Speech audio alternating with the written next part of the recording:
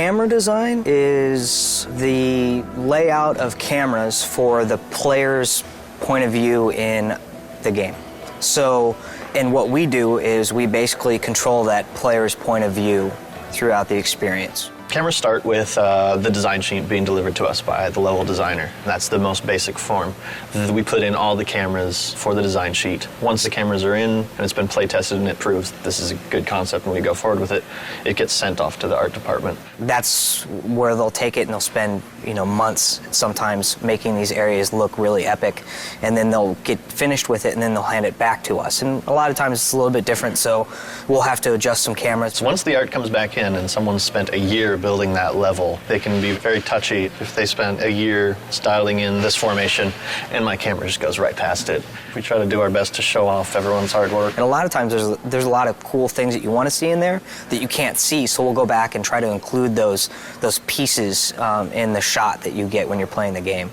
And from there, we play test it. This time externally, we get some people from the outside come in, take a look at what we're doing, making sure that that's great.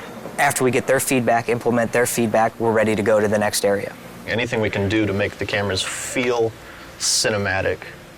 And they serve as a guide for the player too, to lead them in the direction that they need to go as well. Yeah, whether they know it or not. Yeah. It's sort of like people who play the God of War franchise, after a while they get a feel that if the camera's looking this way, that's important. In the very end, it always comes back down to what would the player want to see. Most games in the action genre, the player gets most of the control over the camera. The player has no control over the camera in the God of War series. Fans have been clamoring, and I hear you.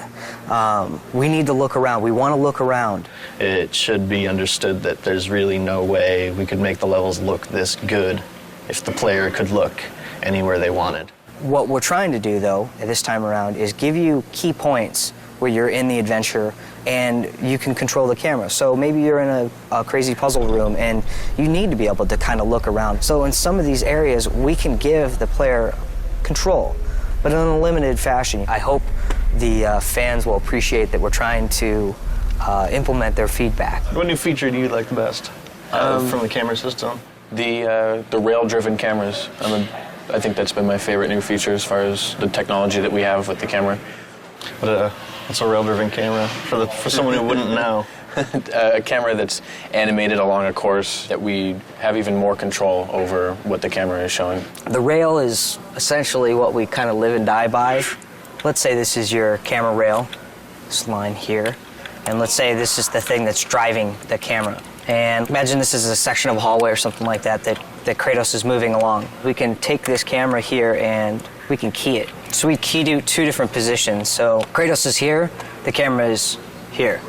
When he starts to move along, as Kratos moves along, it will drive the animation of the camera to animate to that position. So as you're cruising along, you'll kind of see it, this kind of view where it's low and looking up at him, and then as he moves along, it will kind of track him and follow him. That's like one of our cool new things that we have that we think we can add a lot of kind of cinematic views to the game.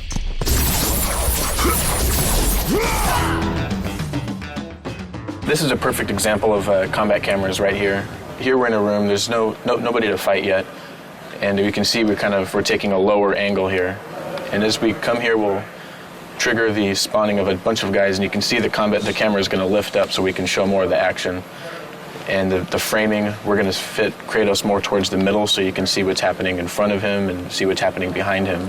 Try to give you the best view as possible for all the different combat actions that you're going to be taking. So this is an untextured view of the Olympus base. This is what the artist put together first before he assigned any lighting or textures to it. Well, you can see these green boxes. These are the camera zones. They determine when Kratos is within one of those boxes, and once he is, the specific camera tied to that box gets activated. This is what a level would look like after we've added our cameras. You've got it panning around, following Kratos. If he were to take that off, it would basically look something like this. Very basic, not much excitement. You can't really tell where the player's supposed to be going. Adding the cameras is part of what definitely helps the level design flow. Here's a good example of some lead space. We're trying to tell the player this is where you want to go. Jump to this block over here. Once he's done the proper move, we zoom in, get him prepped for this nice shot of him making the leap. And then we transfer to another camera that shows him where you want to jump next, which is from here all the way down to there. So, and then he makes that jump.